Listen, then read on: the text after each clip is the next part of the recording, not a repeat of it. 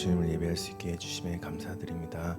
오늘도 우리가 신실하신 주님을 예배하고 그 주님의 발자취를 따라갈 수 있는 그런 귀한 날이 될 수 있게 인도하여 주시옵소서. 예수님의 이름으로 기도드렸습니다.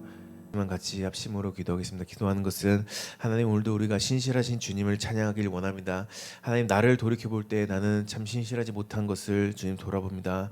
하지만 주님께서는 언제나와 같이 신실하게 항상 일하시고 항상 약속을 기억하시고 잊지 않으시고 신실하게 일해 오셨음을 하나님, 그것을 우리 삶이 증거를 하고 있습니다. 하나님, 오늘도 우리가 그 주님을 찬양하며 그 주님께 기대며 그 주님을 더욱더 의지하며 그 주님을 예배하고 찬양하며 나아가는 그런 우리들이 될 수 있기를 원합니다. 우리의 삶이 언제나 신실하신 주님을 붙잡는 삶이 되게 하시옵소서. 신실하지 못한 나를 붙잡는 삶이 아닌 신실하신 우리 주님을 예배하고 신실한 주님을 붙잡고 살아가는 그런 우리들이 되게 하시옵소서. 같이 기도하겠습니다. 하나님, 오늘도 우리가 신실하신 주님을 찬양하길 원합니다.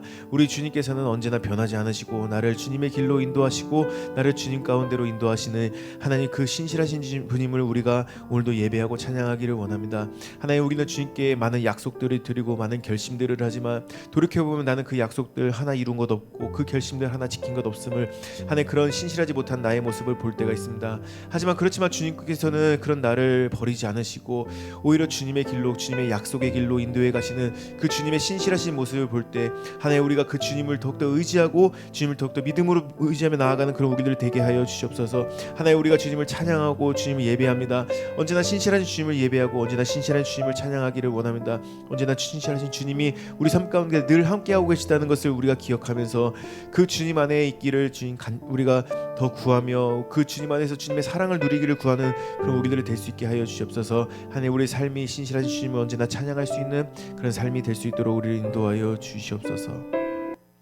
감사합니다. 주님, 예수님의 이름으로 기도드렸습니다. 아멘. 오늘은 에스겔 43장 1절부터 12절까지의 말씀입니다. 에스겔 43장 1절부터 12절까지 같이 교독해서 보겠습니다.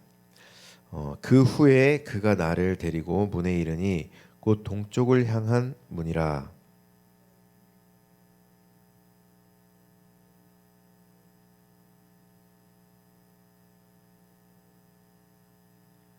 그 모양이 내가 본 환상 곧 전에 성읍을 멸하러 올 때에 보던 환상 같고 그발강 가에서 보던 환상과도 같기로 내가 곧 얼굴을 땅에 대고 엎드렸더니 영이 나를 들어 데리고 안뜰에 들어가시기로 내가 보니 여호와의 영광이 성전에 가득하더라.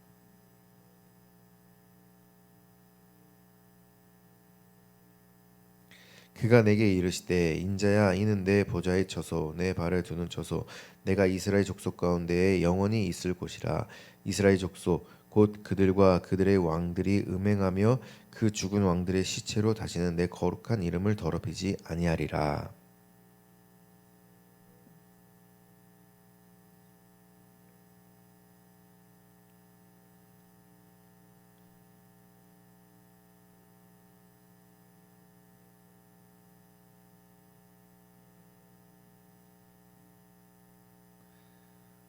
이제는 그들이 그 음란과 그 왕들의 시체를 내게서 멀리 제거하여 버려야 할 것이라.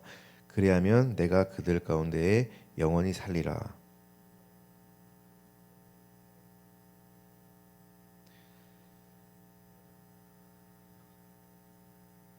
만일 그들이 자기들이 행한 모든 일을 부끄러워하거든 너는 이 성전의 제도와 구조와 그 출입하는 과 그 모든 형상을 보이며 또 그 모든 규례와 그 모든 법도와 그 모든 율례를 알게 하고 그 목전에 그것을 써서 그들로 그 모든 법도와 그 모든 규례를 지켜 행하게 하라.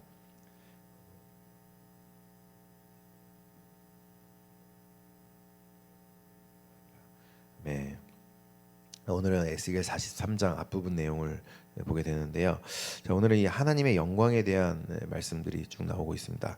2절에 보시면 하나님의 영광이 동쪽에서부터 오는데 나오고 있고, 그리고 그 모양이 내가 전에 본 환상이죠.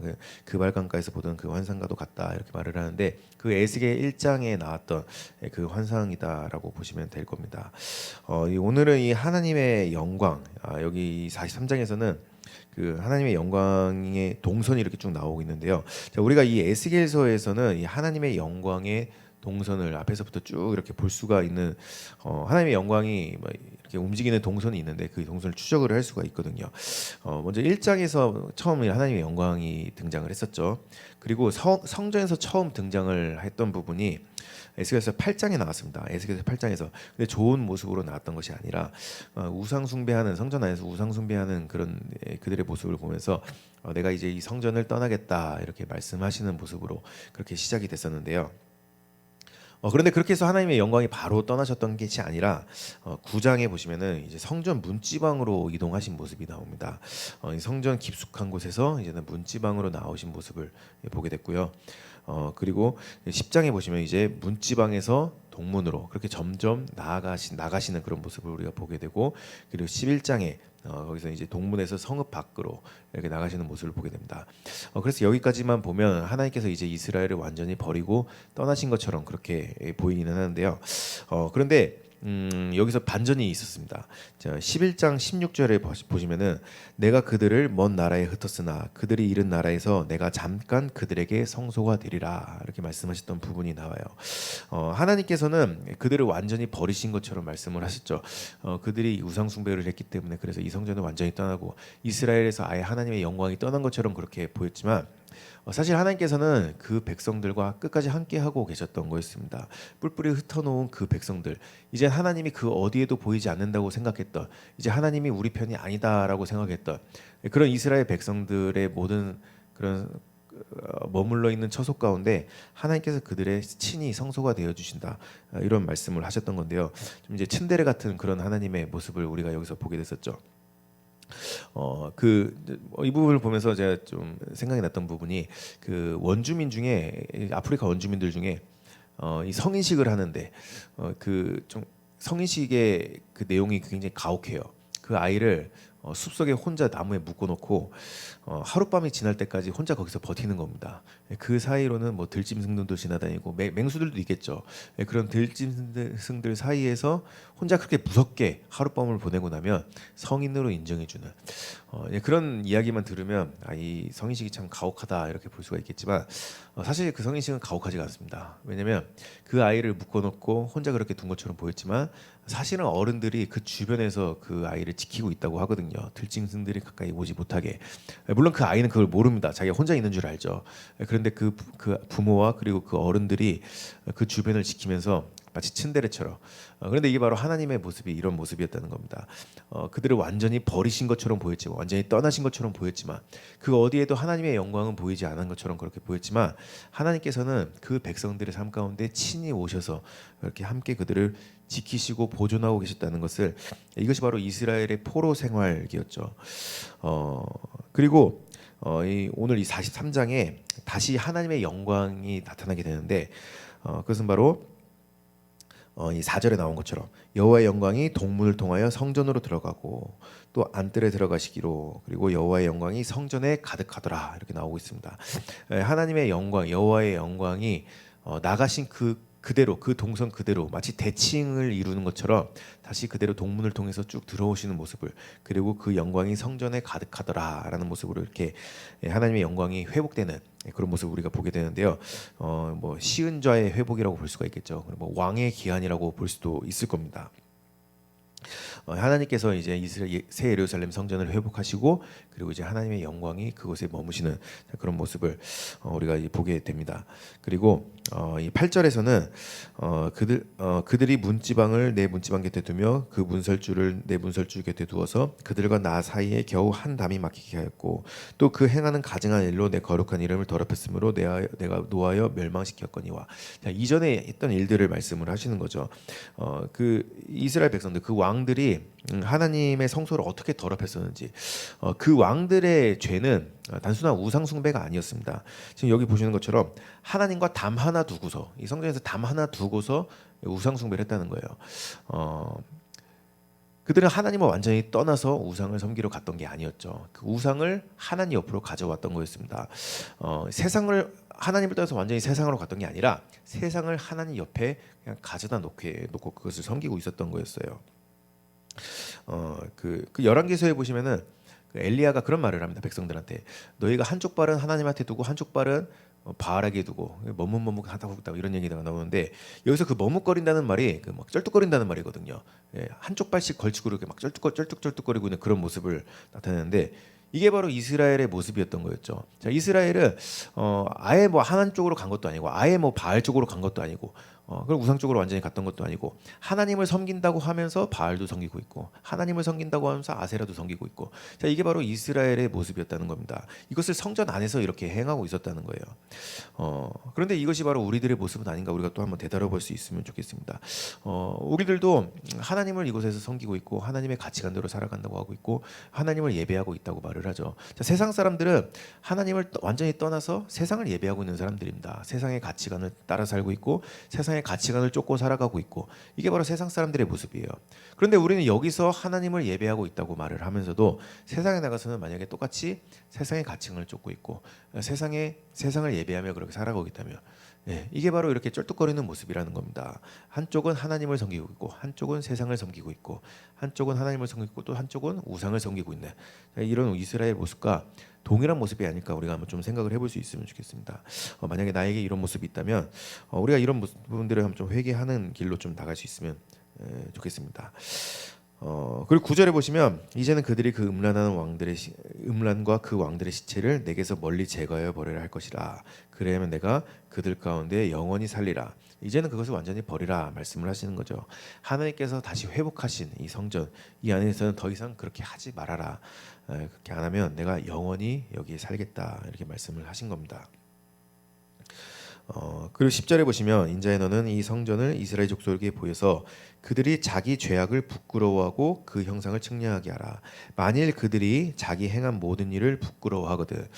저는 이 부분이 제일 중요한 부분이라고 좀 표시를 해놨었는데 이 하나님이 선택하신 사람들에게서 나타나게 되는 전형적인 한 가지 특징이 있습니다. 그게 뭐냐면 부끄러워할 줄을 안다는 거예요.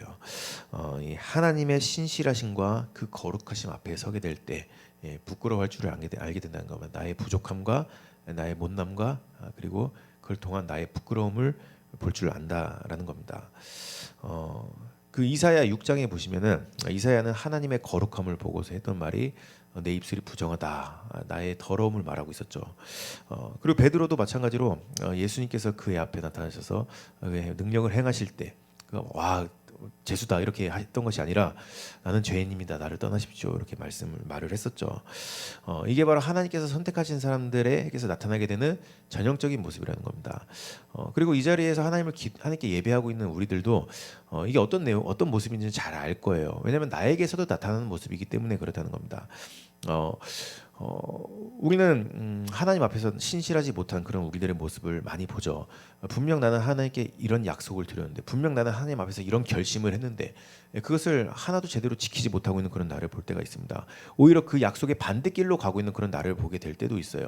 우리는 돌이켜보면 나는 참 신실하지 못하다 이런 것을 우리는 많이 생각을 하게 될 수밖에 없죠. 그게 연약한 우리의 삶인 거죠. 그런데 어느 순간 하나님께서 신실하게 내 삶 가운데 일하는 모습을 우리가 보게 됩니다. 나는 하나님 앞에서 신실하지 못했는데 하나님은 여전히 신실하게 그 약속을 지켜 행하시는 나를 은혜의 자리로 또다시 이끌어 가시는 그런 모습을 보게 될 때 우리는 그 앞에서 눈물을 흘리게 됩니다. 그리고 그 눈물의 의미가 아싸 이런 그런 의미는 아니잖아요. 회개의 눈물인 거죠. 나는 이거밖에 안 되는데 하나님은 이런 나를 하나님은 여전히 신실하게 일하겠구나. 자, 우리는 그 앞에서 부끄러움을 느끼고 회개의 눈물을 흘리게 된다는 겁니다.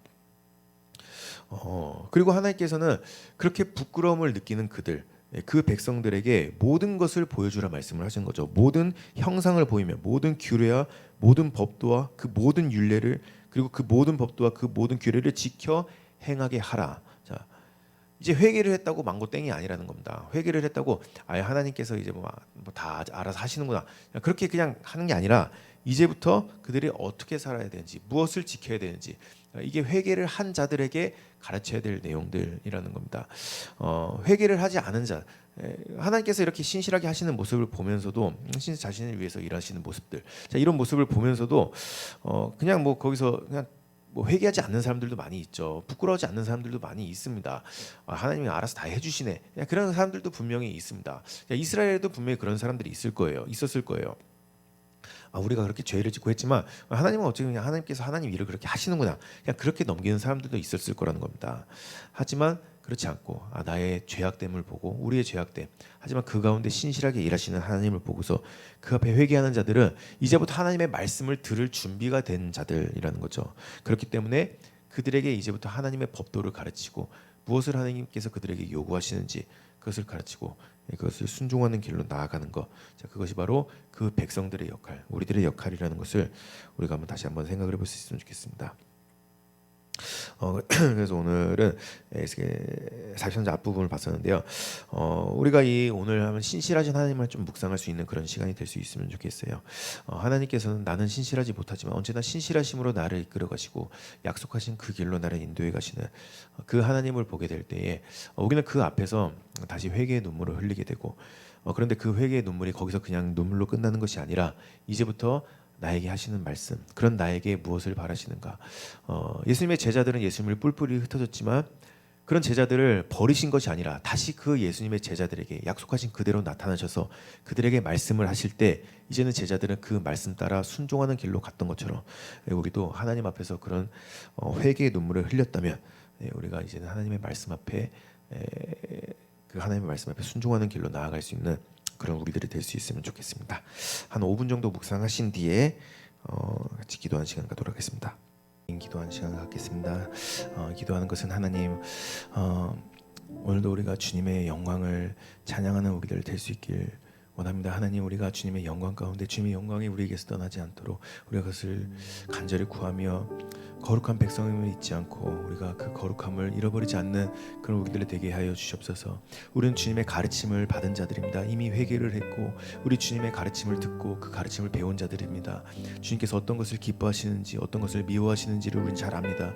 하나님, 오늘도 우리가 세상에 나아갈 때에 우리 주님께서 우리를 어떤 사람으로 부르셨는지 어떤 모습으로 부르셨는지 어떤 자로 부르셨는지를 우리가 잊지 않고 그 거룩한 자녀로 살아가기를 기뻐할 수 있는 우리들 되게 하여 주시옵소서. 그 거룩함을 잃어버리지 않도록 주님의 영광이 우리에게서 떠나지 않도록 하나님, 그것을 두고서 우리가 함께 더욱더 구하며 나아가는 우리들 되기를 원합니다. 같이 기도하겠습니다. 하나님께서 우리를 부르시고 우리 가운데 주님의 영광을 보여주십니다. 우리 가운데 주님의 뜻을 알게 하시고 우리 가운데 주님의 기쁨을 알게 하십니다. 주님, 그런데 우리가 그것을 떠나 살 때가 너무나도 많이 있음을 봅니다. 이렇게 하면 주님께서 기뻐하지 않으신다는 걸 알면서도 우리가 그 거룩함을 잃어버리는 길로 가는 모습들을 우리가 자주 보게 됩니다. 하나님, 우리가 그런 나의 모습들을 주님 앞에 회개하고 우리 주님의 거룩함을 더 사모하는 길로 나아가는 우리들 되게 하시옵소서. 주님의 영광이 항상 이곳에 머물러 있을 수 있도록 하나님, 우리가 주님의 영광을 더 사모하고 구하는 우리들 될 수 있기를 주님 구합니다. 주님, 우리의 삶 가운데 언제나 주님께서 함께하고 계심을, 주님의 영광이 함께하고 계심을 우리가 늘 찬양하는 우리들 되게 하시옵소서. 신실하신 주님, 언제나 변함없이 그 약속을 이루시는 주님을 우리가 언제나 찬양하고 그 주님을 예배하는 그런 우리들이 될 수 있기를 원합니다. 주님 안에서 거룩하게 부름받은 자들임을 잊지 않고 하나님, 오늘도 세상에 나아가서 우리 주님을 예배하는 삶을 살 수 있는, 세상을 예배하는 삶이 아닌 우리 주님을 예배하는 삶으로 살아가는 그런 우리들이 될 수 있도록 우리를 도와주시옵소서.